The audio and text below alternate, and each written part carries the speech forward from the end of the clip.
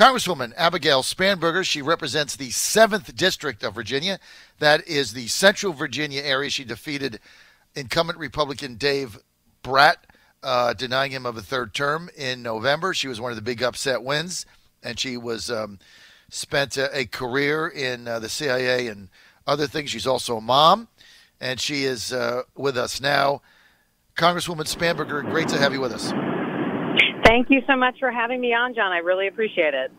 All right, let's get right to it. I know you got a lot going on today, and I want to start with your speaker, Nancy Pelosi, planning to file a resolution on Friday seeking to block President Trump's emergency declaration aimed at securing funds for building the border wall.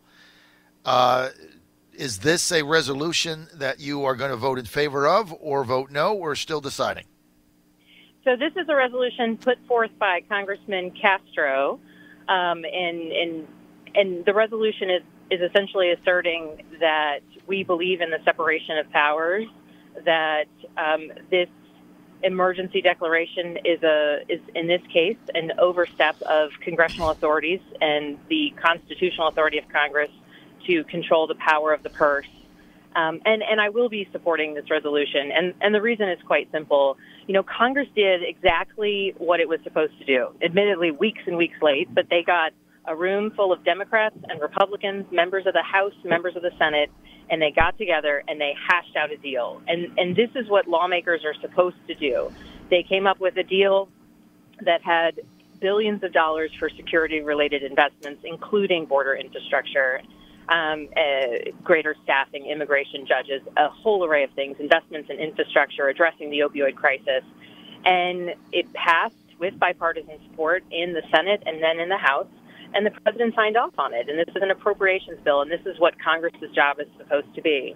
And so it is concerning to me as a member of Congress, and I know this is the driving force behind that resolution, that the president would, after the results of Congress essentially doing what it's supposed to do in a bipartisan manner, in a bicameral manner, to then take the step and say that he's unhappy with the results and wants to take dollars away from other appropriated programs. And for me as a Virginian, the real concern here is the fact that the Commonwealth of Virginia alone could lose up to, well, a little bit over $131 million in military construction funding for projects that are already planned, in the works, appropriated. And so that's the real issue here, is that we're pulling dollars from other Department of Defense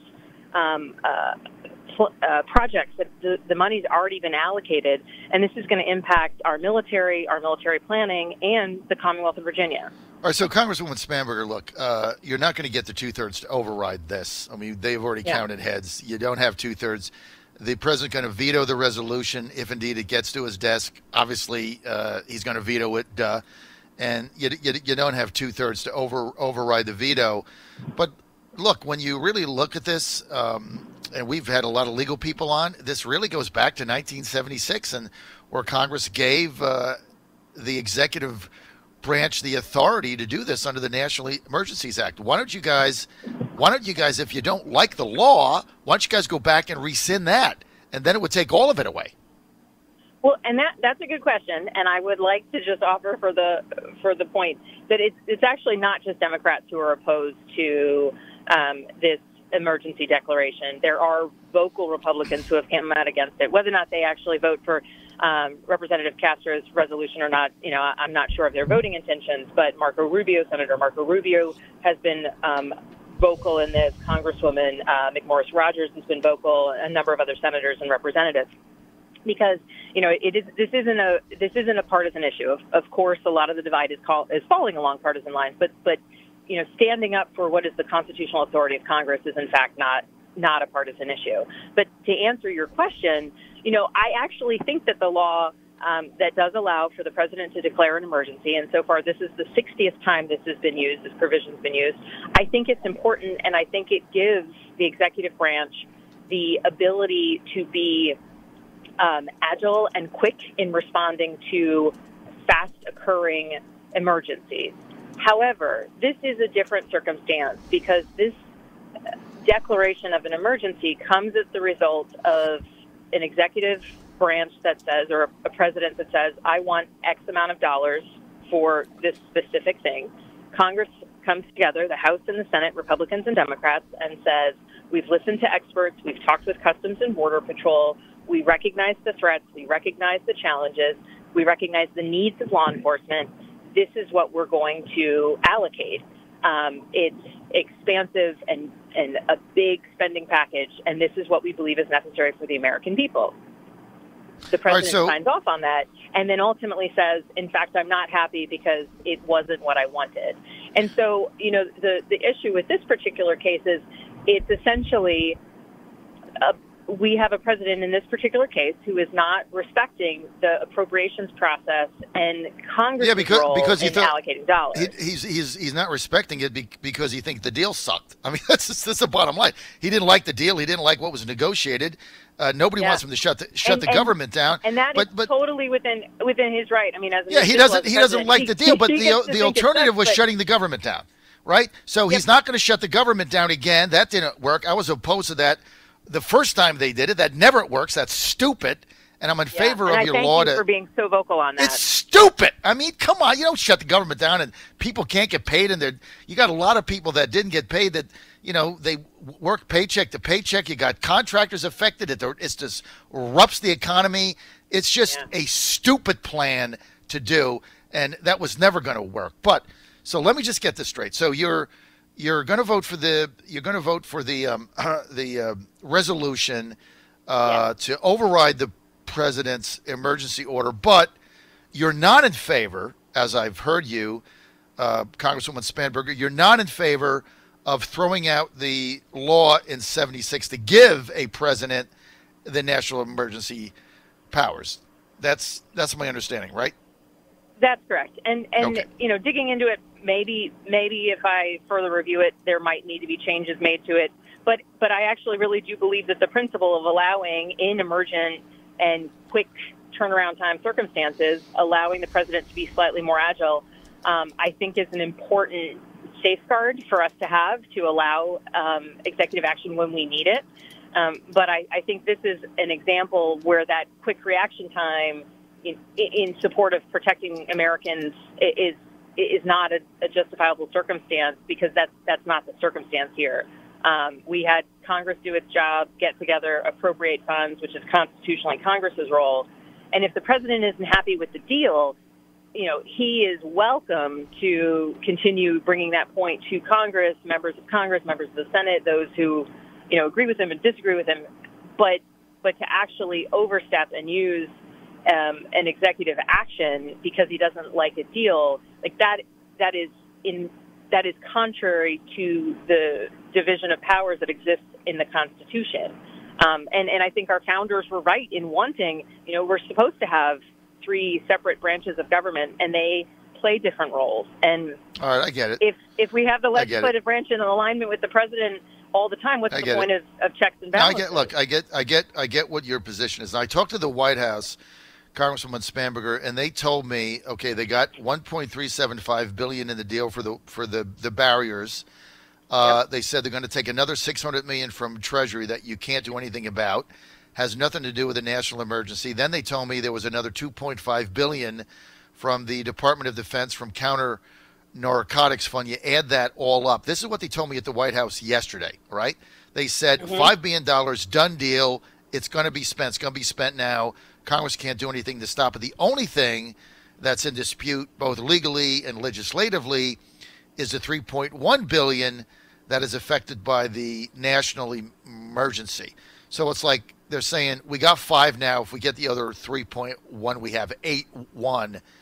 But they said you guys can't stop them, or legally there's no judge that can stop them from getting the $5 billion, 2.5 from DOD counter narcotics, and $600 million from the Treasury in whatever those funds are. True or false? I would defer to the attorneys and the courts on that one. It is very clear in the Constitution that the right of appropriating dollars falls to Congress. And you mentioned the $2.5 billion. that was appropriated to DOD for counter-narcotics work, right? That's my question. These are dollars that have already been appropriated to programs that are meant to keep drugs out of this country, and yet we're going to pull those funds and put them someplace else. And so, my question is, how is that a good way to spend the money? Because they're gonna build a barrier to keep the drugs out of the country that the counter-narcotics fund is for. I mean, you might not think they're coming over the border, but many in areas that are unsecured, but many people dispute that, Congressman Spanberger, and say they are. So, that's a matter of, I guess we're going to find out. Okay, let's move on to the new Green Deal. There's going to be a resolution for that. I'm sure you've been forced to read this thing, Congresswoman Spanberger. How do you stand on AOC's new Green Deal?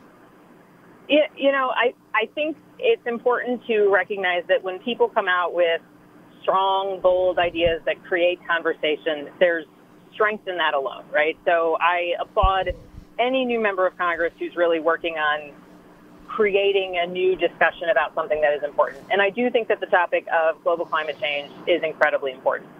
However, when we look at this plan and what's known as the Green New Deal, which is a resolution, right? It's not policy prescriptions. It's not something that we would vote on and all of a sudden there would be implementations. There's goals laid forth. You want net zero greenhouse gas emission, millions of good high-wage jobs, investing in U.S. infrastructure and industry, promoting justice and equity. All of these things are good, but there also are elements unrelated to global climate change in this Green New Deal resolution. Talk about a single-payer system, universal basic income, and these are ideas that I think are certainly any ideas worth discussing. But these are ideas that I just can't get behind. And so overall, I think that the conversation that has been started by the discussion related to the Green New Deal about global climate change, because, frankly, from my perspective, the U.S. Navy says that global climate change is a national security risk. As we pivot towards renewable energy, and, you talked about Dominion Energy at the beginning, they're doing incredible things in new renewable energy spaces. So, it's a business imperative, it's an economic imperative, it's new jobs, it's new industry with solar and wind and pulling away from CO2 emissions and electric cars, right? Like this is where we're going into the future. But this resolution, I think, does not take into account where we are and how quickly we can get places. Just our district, we have a lot of farms throughout our district, dairy farms. Agriculture is important to the livelihood of people across the 7th District. And the Green New Deal calls out cows in particular and reductions of cows because of, CO2 emissions from cows. And so I think it's important to have conversations about all these things, but I'm just not going to be able to get behind this resolution because it's sort of very specific in its broad-reaching goals, but not specific to any degree in the policy implementation that would actually get us towards these really broad stretch goals. You're on the John Fredericks Radio Network. I am your Godzilla of the Truth in America. We are with Democratic Congresswoman Abigail Spanberger. Abigail represents the 7th District of Virginia. For those listening to us nationally, that is the Central Virginia area, and she defeated Dave Bratt, the Republican incumbent, in November, and she's the favorite to get reelected today based on my analysis. Abigail, let's get to Virginia. We've got 3 state office holders. All of them have big issues now. Which of the 3 do you still call on to resign, if any? Yeah, so I called on Governor Northam to resign, Lieutenant Governor Fairfax to resign, and those requests still stand. I don't see any movement on either of those resignations, and certainly I was not the only one who put out a call for them to both resign. But it doesn't appear that that's actually going to be the action they take. But that's what I previously requested and where I continue to stand. Yeah, I think all of them are going to stay. I just got to ask you this question, because I do respect your fairness. Mark Herring calls for Yes. Northam to resign on Saturday after a moonwalk in a blistering, it's just a blistering press release he put out. You know, certainly not something you would do for a friend of yours, I can tell you that. Whatever. And then 2 days later, they said, excuse me, Mark, we got this picture of you in blackface. You either admit it now or we're going public with it. And so he admits that he did the same thing, and then he cries, but he's not going to resign. If you called for Northam to resign for blackface, why wouldn't you call on Herring to resign for the exact same thing? What's the difference? You know, and so I'm still, and as this unbelievable situation has unfolded, you know, we've got the sequence. First it's Northam, then it's Fairfax, then it's Herring. You know, I think for me, the picture of someone in blackface standing next to someone in a KKK uniform or outfit was jarring and really, truly unnerving. The way that the governor handled it, admitting that he was in the photo, then saying he wasn't in the photo, the moonwalk press conference that you mentioned. You know, what this comes down to is it is about more than a photo, more than the fact that 30 years ago he put on blackface. That is clearly the foundation of it. But it is about his ability to lead the Commonwealth. It is about his ability to act on behalf of those he governs and to maintain the trust of those he governs. And so that, for me, is the big issue with Governor Northam. Everything from the picture itself that was just so jarring for so many people to the way that he handled the situation. I mean, even interviews that he's given subsequently where he seems to show, you know, a lack of awareness of some of the deep-seated racial divisions that have existed in the Commonwealth. And I think that continues to call into question his ability to lead us into the future. So my request that the governor resign really comes down to my assessment, and it's not one that I've made in isolation. Other people have put out statements similar to mine, basically questioning and expressing doubt in his ability to lead. And as of right now, with Attorney General Herring, I'm undecided on his ability to continue leading the Commonwealth. And frankly, in the position of Attorney General, he's functioning in a different role.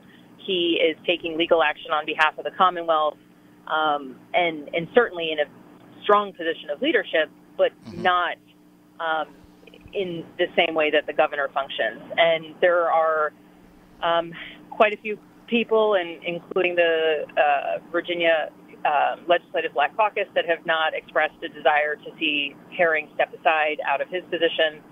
And so I'm undecided on his ability to continue, you know, at least from my perspective, to do his job effectively. So far, he continues to do his job, filing doing new work within the Attorney General's office. And it comes down to a question of ability to lead. And so far, I'm undecided on whether or not Attorney General Herring has lost his ability to fulfill his job duty because of this terrible situation. And so that's why I haven't yet made a public stance on whether he should resign or stay.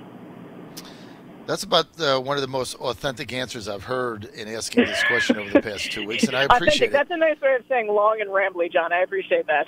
No, I know your style, and I respect your speaking style. We all have our own style, and I work within the boundaries of that.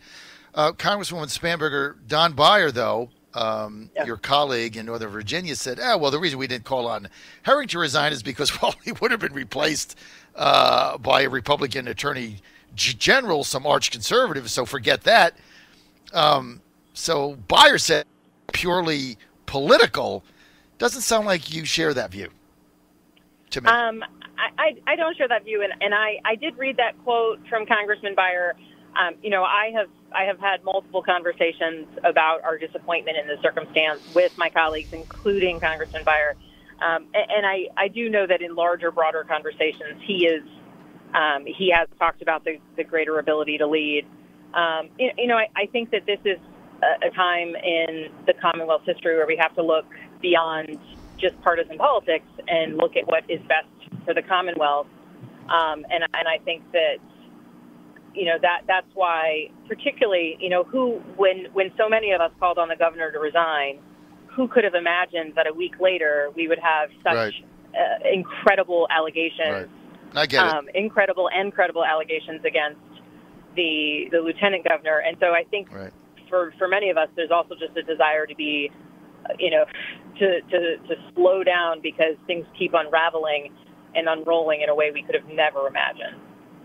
All right, I get it. I'm out of time, but I got to ask this one final question. This all started with the governor's support of late third term abortion and the way he described it. Congresswoman Spanberger and a lot of Catholics that are moderates like me, I'm a moderate Catholic, were just aghast and appalled by the whole episode. Vermont's now got a law where basically you can terminate a baby in the birth canal. McAuliffe, former Governor Terry McAuliffe might be running for president. My nickname for him, Governor McGenius, said if that bill ever got to my desk, I would veto it so fast your head would spin. How do you stand on this? So the bill in question that was put forward is a state bill that would have changed the parameters under which, as I understand it, a woman whose pregnancy was potentially fatal to the woman, or the pregnancy was of a baby that had birth defects such as a heart outside its body, no brain, those sorts of just unthinkable things. And as I understand it, this law is set to change the numbers of doctors that needed to engage in a conversation for a woman and her spouse and her doctor to determine whether or not abortion should or could be a possibility in those circumstances. I think this whole episode has been incredibly unfortunate and distressing to me as an individual. There are parameters in Virginia law that do recognize that there are some horrific circumstances under which women and their spouses and their doctors need to make terrible or have terrible, difficult conversations, ones that are unimaginable to me. John, you mentioned in the intro, I'm a mother. I have 3 beautiful, healthy, amazing daughters, and I've never been faced with the situation of learning that my life could be threatened by my pregnancy, or that, my child could be born with no brain or a heart outside their body. These things are unimaginable to me. And Virginia already had parameters under which, in those unthinkable circumstances, women in their positions could talk about what next steps could exist. And so I don't see the need or the reason behind putting forth this bill that kind of just changes the number of doctors involved in this conversation. And so I don't understand the justification. Before it ever hit my desk, okay? Yeah, so you would veto that bill. The frank answer is I don't even understand why it was brought forward. Thinking through what it would look like if I were governor. I mean, my gut reaction is, I wouldn't support this bill. If in such a scenario where it had an overwhelming majority in the House and House of Delegates and the Senate, all right, then maybe that becomes different. But I can't imagine that scenario actually happening. So, I get it. Yeah. You would have vetoed a bill. You don't like the bill. You don't know why it was even brought up. It doesn't feel good to you. You got 3 daughters. Right. The whole thing is awful. You hate it. But I also understand politics of it. You've got this base that you have to deal with. So I get it. Okay, I really get it. I would say I have yet to encounter anyone I would ever consider to be pro-abortion, and I am pro-choice. Pro-choice. I think that abortion should be safe, legal, and frankly rare. All right, I got to go. And so I'm out of time. I'm going to advocate for education, access to birth control, access to strong health care, so that, in circumstances where there are illness-related issues, where good prenatal care can protect the health of the mother and the baby. Those are the things that I'm going to advocate for in order to ensure that we are giving mothers and their babies and families as a whole a better shot at just opportunity and success and a healthy, happy life, which bottom line, I think, is what all of us really want. All right, I got to go. On that note, John, if I may, I did want to express my condolences. I know you were close with Congressman Jones, and so I wanted to express my condolences for his passing. And if you didn't see it, there were some incredible speeches given on the floor in his honor last week. Well, I appreciate that.